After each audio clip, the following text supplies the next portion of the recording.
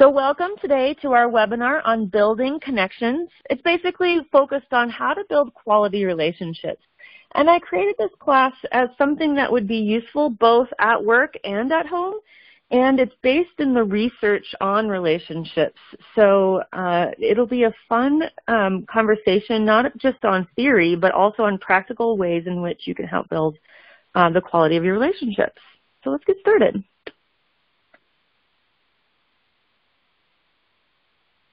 Soon as we get it to go to the next slide. There we go. So I am Katie Whittakin here as your presenter. I run the Employee Wellness Program. I have a master's degree in applied positive psychology, and what that means is I don't necessarily work with people when it comes to a typical counselor or therapist. What I do is I apply positive psychology to various organizations to help improve relationships, productivity, and such. I also have 14 years of experience in behavior change, working with different groups of populations, working in the juvenile population, the criminal justice system, as well as with adults in the corporate wellness realm. And I have even more years of that in health and wellness. I, believe it or not, used to be a yoga teacher and a yoga therapist, as well as ran a wellness center. And today we're going to talk about the problem that faces many of us, which is when relationships become challenging, either at home or at work or both. What occurs when relationships become challenging? When we have a challenging relationship at work, it's usually because a conversation hasn't happened and there's potentially built up resentment or things that are happening where the behavior that is being seen is seen as challenging or confronting, or maybe a lack of communication. It can get in the way of teams building great products together or great projects or great outcomes, and it is a huge source of stress. So when you talk to employees about the number one reason why they left an employer, the number one reason typically is a poor relationship at work, whether it be with their boss or a coworker, and is not as often due to money. So that's a pretty interesting outcome that we've found through research. People are really turned off by a negative relationship at work because it can become so stressful. So that's a big problem for us because we spend a lot of hours at work. And then we have the same challenges when it comes to being at home. If we don't live alone, where we have relationships with whoever we might live with, and if that becomes challenging, then that can be another huge source of stress. Because if there are unresolved issues, it can lead to stress on what to say, how to say, and then the behaviors that result from built-up resentment or anger or frustration and the like. So this can be a huge problem in our lives, and we want to make sure that we address it. So we are going to talk about our goals for today. And our goals for today are how to create positive relationships, increasing our self-awareness of those relationships, and increasing our self-efficacy, our belief in our ability to make an impact in those relationships.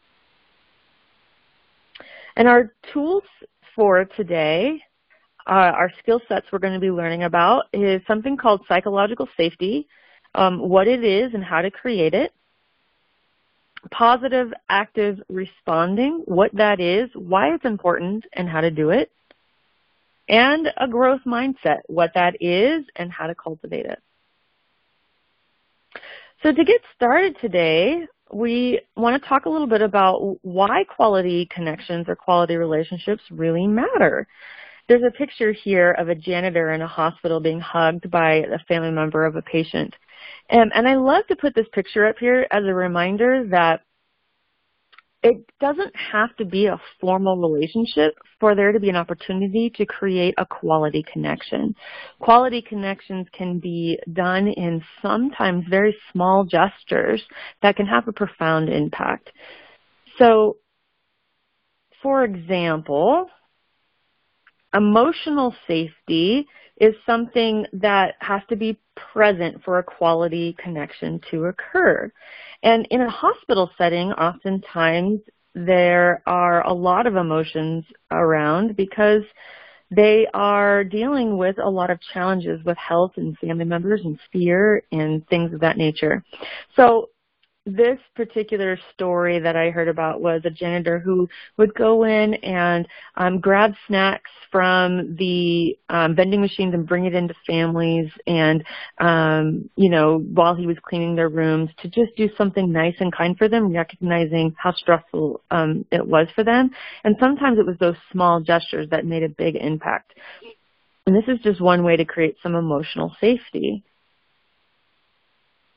Another example is improved problem solving. So when we see quality relationships among people within work settings, we find that they are actually better at solving problems than the teams that show less of those quality connections. And then there's also a greater capacity for varied emotions.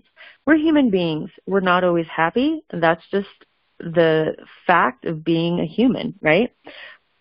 But when we have quality connections, we have it's like imagining a secure foundation to the house, so that if a big storm comes, that foundation allows for there to be a wider variety of emotions that can sustain within the relationship.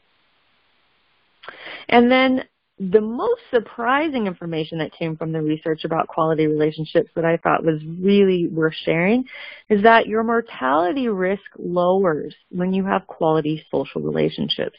And I suppose that isn't surprising after we just talked about how stressful relationships at work are one of the number one reasons why people leave a job, and stressful relationships at home are a huge source of stress in life. So yes, mortality risk is actually lower with good social relationships. Another way to say that is a lack of quality relationship in someone's life is equal to the mortality risk of smoking 15 cigarettes a day. That is just unbelievable, but it is what we have found in the research.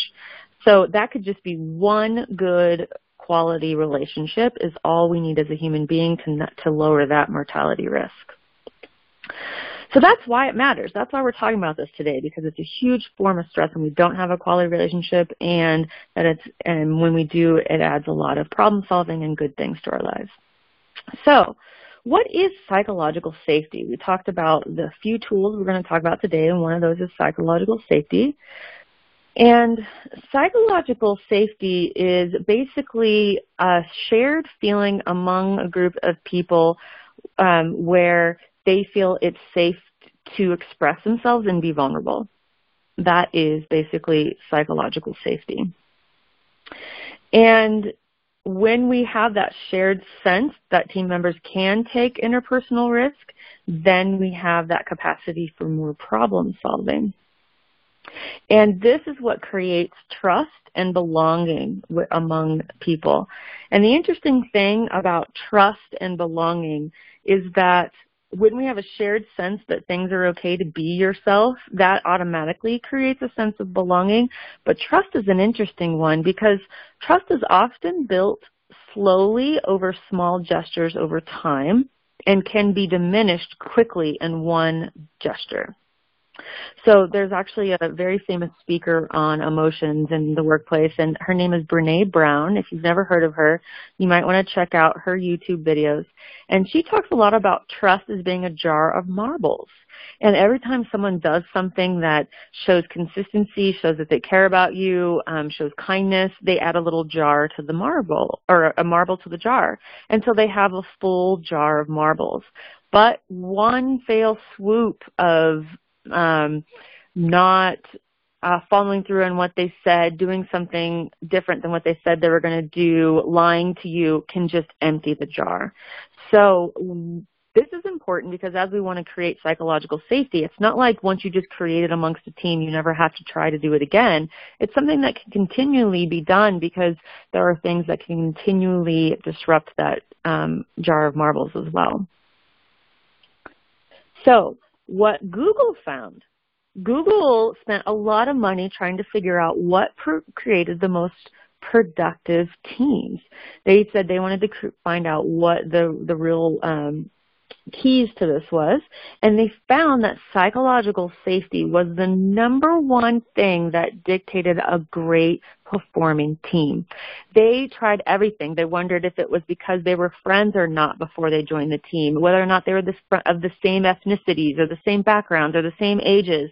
They wondered if it was because they had the same passions, or they looked at same interests, and none of that seemed to dictate a good productive team as much as the presence of psychological safety. So that's an interesting study, and below is an article that mentions that study. And so the way to create psychological safety is by using, this is just one tactic, there's lots of different ways, but essentially what I mentioned before is trust is at the foundation of creating psychological safety, and a way to create trust is by being vulnerable. Tactic you can use to create psychological safety is using progressive questions. I've actually done this with the NAPEP Wellness Committee, actually, because we have representatives from 6 different government entities with all different backgrounds, and it's a great way to get a meeting started. So the progressive questions can sound something like this. You just sit around the meeting table and you start with something like, my favorite thing to eat is, and you ask everyone to finish the sentence. You start with something that's fairly mild and not very vulnerable of a thing to share.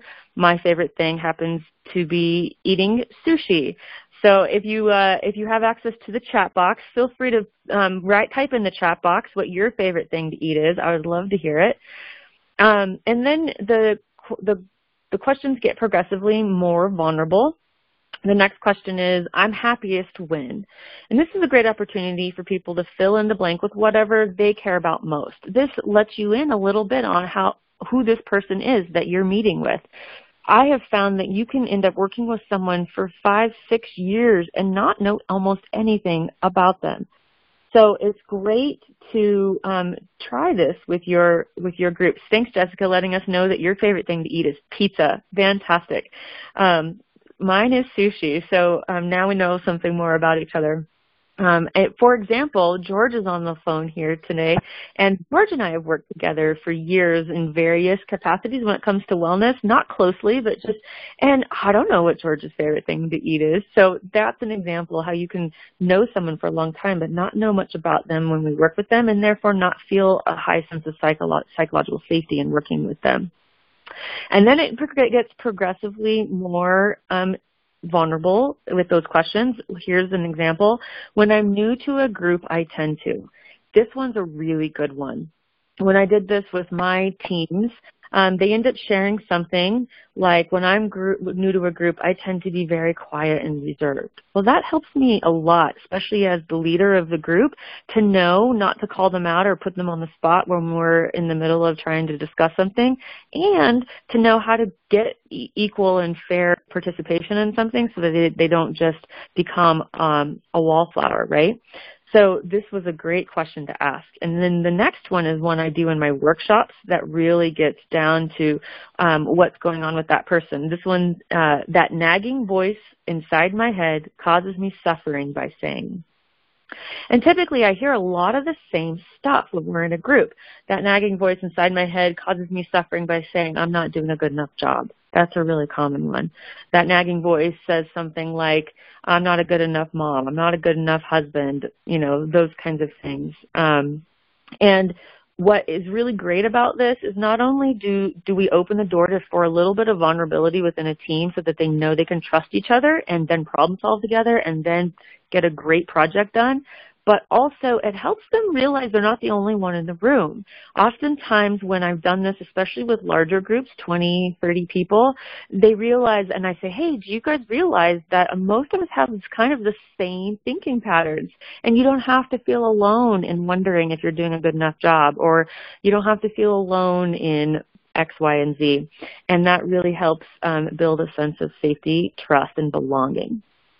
Okay, I am going to email all the participants from today a PDF that explains how to do this with a team, and the cards that you can actually cut out and pass out, and you basically have the same question, and the whole team answers that question, and then you go to the next card and the whole team answers that question. And honestly, I've done it with just these 4 questions and got profound outcomes with a sense of belonging and trust within a team. So I will email that out to all of you when we're done today.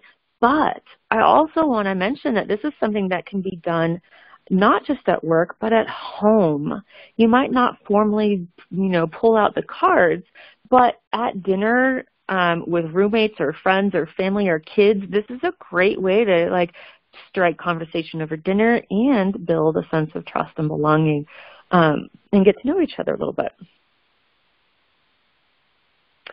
And so that was my thought there, is just using these at both home and work. And my intention behind this entire class was really tools that would benefit you in any relationship that you have, wherever you choose to apply it. So we talked about what psychological safety is and how to create it. That's one of our skill set that we were looking for today. So the next one is active constructive responding. So there are essentially 4 ways to respond to someone when they've given you good news. We call them active constructive, passive constructive, passive destructive, and active destructive. So I'm going to give you an example of what each of these sound like, starting with active destructive. Okay, let's just pretend like I just got a job promotion, and I come home and I tell my husband, guess what? I just got promoted. And he responds with something like, oh, well, isn't that going to require a lot more time? Won't you have a lot more overtime? And do you really feel like you're qualified for that job? That is an example of active destructive. If you've ever had anyone do that to you, go ahead and type in the chat box, yep, I've been there. So let me know if you've ever had someone do something like that to you, active destructive. So the next one we're going to talk about today is passive destructive. Passive destructive, it sounds a little bit like this. I come home, tell my husband, I got a job promotion today. And he goes, huh, you know what? I just realized we're out of toilet paper. I'm going to go to the store and grab that. So it's basically completely ignoring the news whatsoever.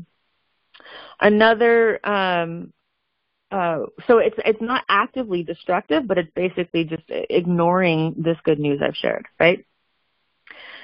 And then we're going to go to passive constructive. Passive constructive sounds a little bit like this. I just got a new job promotion. Oh, yeah? Well, so I got a job offer today, and it's $20,000 more than I expected them to offer. Isn't that exciting? It's called the one-up. If you've ever had someone one-up you when you've had good news, type in the chat box and let me know. Yep, that's happened to me. I've been one-upped. Because it's a really common thing to happen. Or it might be like, I got a job promotion. That's so great. I got 40% off at Ross. And it's like not matching the level of what you've offered to the same level that they've offered. Thanks for sharing that. Yep, oh yes, this has happened to me. Thanks for sharing. So yeah, the one-upping, it can also sound something like, oh, that's good, sweetie. So it was constructive, like, oh, that's good, but it was really kind of lamely constructive. It didn't match the magnitude of the good news. And then active constructive sounds more like, hey, I just got a job promotion. Oh my gosh, that's so great. Tell me more about what the new job entails. What will this mean for you? Tell me. Oh, why don't we go out to dinner and celebrate? And you can tell me over dinner. that would be more of an active constructive response. And hopefully all of you can relate that you've had at least some of those in your life. So why am I telling you this today? Why am I telling you about the 4 ways to respond? Well, because with research we've found that the way you respond to positive news actually dictates the quality of your relationship more so than how you respond to negative news. I'm going to say that again because it was pretty surprising to me when I learned this through the research. How you respond to positive news and relationships is more predictive of the quality and length of the relationship than how do you respond to negative news. Now take a minute and think about that. You might think of an intimate relationship and how you respond, but that may not be the same as how you respond to a coworker when they come in with good news. I just got a new car. Oh, good for you. Wish I had the money to get a new car, right? So the way in which we respond to people and their good news can really dictate the quality of that relationship. Here's one that really gets me. If you do have children, think about children. My youngest, comes up to me, oh, just made a new snowflake. And I'm like, oh, that's good, sweetie. But he's really excited about it. Like for him, being able to use scissors for the first time and cut out a snowflake that didn't fall apart was a feat he'd been practicing on for weeks. And if I came home and shared something I'd been practicing for weeks and I finally got it and I got oh, that's good, sweetie, I would be let down. So it's important to think about how we respond to people and the level of excitement they have about it has a big predictor in the quality of that relationship. And then one question I tend to get when I start to talk about this is, but what if I don't care about what they're sharing about? And that sounds mean, but there is some truth to it. I'll give an example of my oldest son.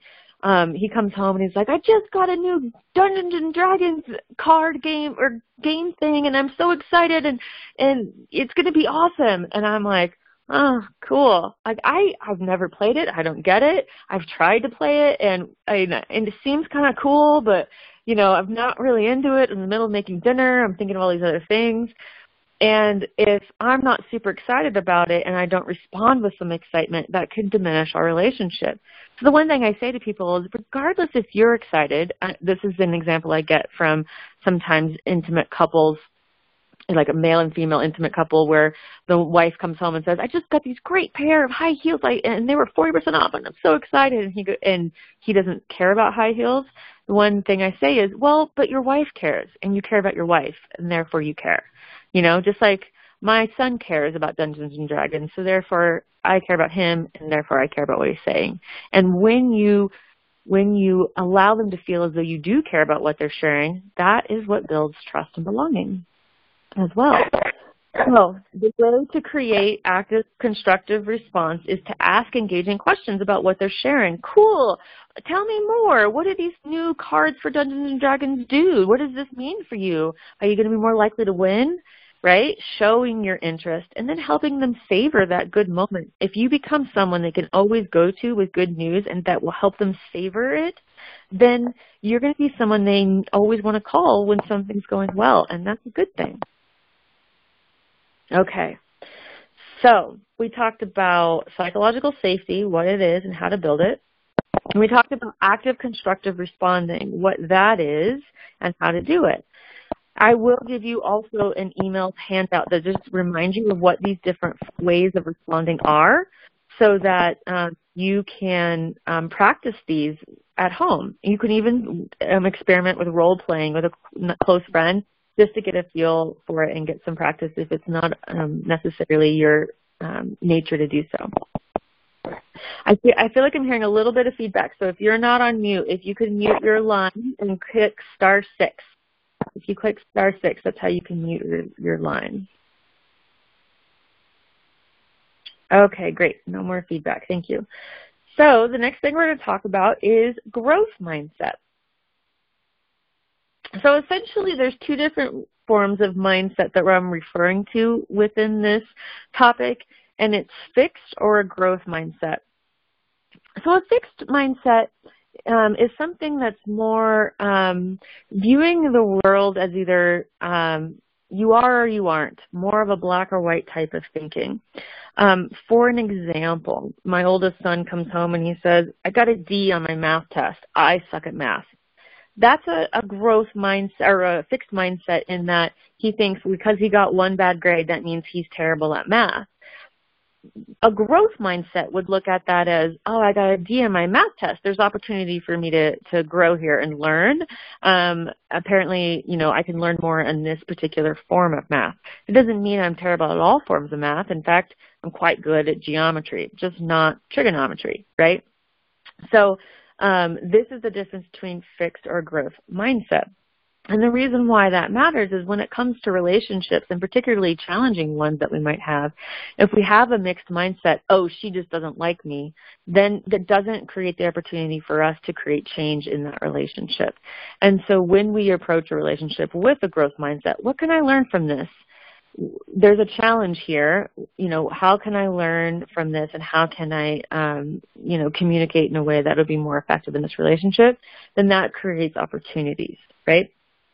So I want to give you a moment here to just reflect a little bit on how we might unintentionally support a fixed mindset in our relationships. And I'm going to do this by telling you a story first.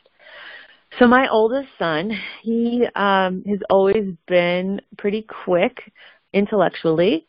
And because of that, he's been told he's very smart by almost every family member or family friend that he's ever interacted with.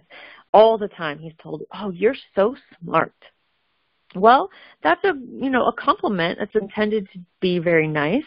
But what that has created for him is that when he comes across subjects or things that he doesn't necessarily get an A in, then it starts to challenge his sense of identity. Oh, if I get a D in math, that will mean I'm not smart anymore. And I've identified as being a quote-unquote smart person. And that's a fixed mindset, right? So therefore, I have to avoid math because it makes me look bad and it challenges my identity as a smart person. And that was an unintended consequence of, just telling someone that they are smart.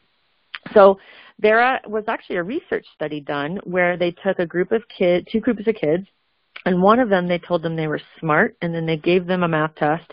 And then the other group, they told them and praised them on how hardworking they were and how much they tried, how hard they tried. And guess who performed better on that math test? The group of kids who were told that they try really hard. Because when they started to come across challenges, it didn't challenge their sense of identity, and they were able to push through and keep trying longer and harder. So I want you to just take a minute, maybe get a piece of paper, and just write down maybe some ways you might be unintentionally supporting a fixed mindset within your relationships, within your family, or relationships at work. I'll give you about 30 seconds to do that.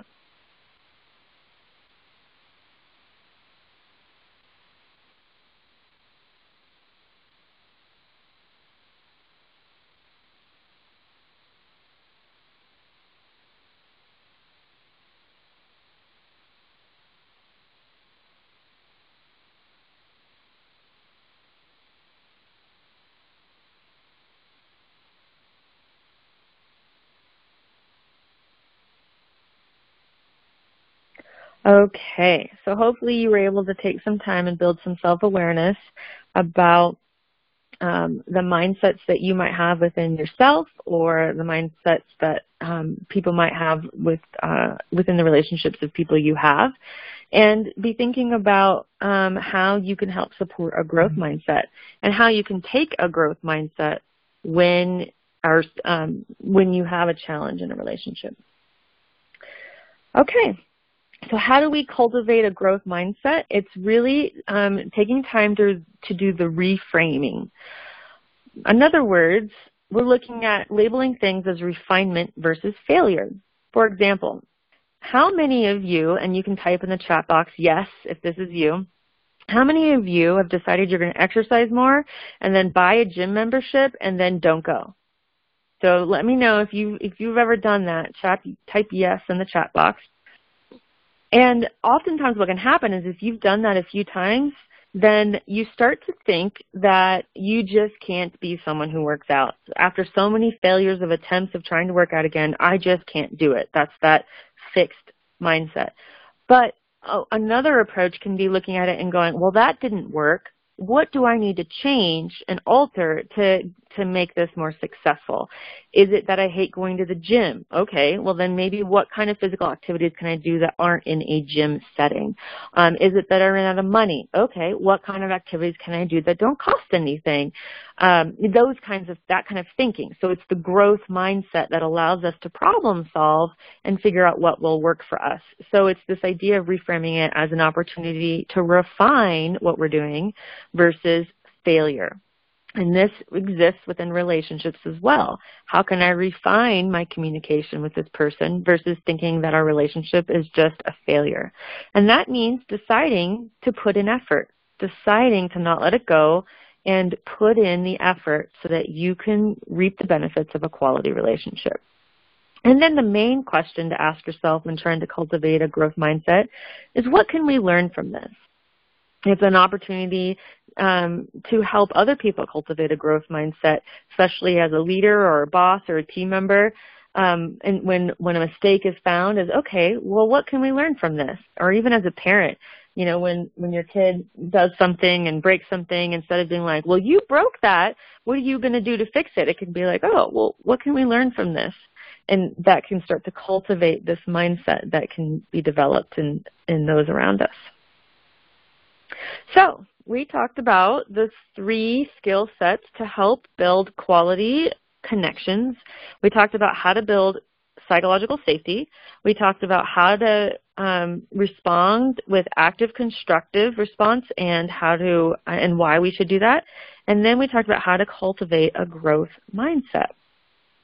So all of these skills are intended to help us create positive relationships, increase our self-awareness of our own ways in which we respond to other people, our own mindset, and our own psychological safety that is felt or not felt in our relationships.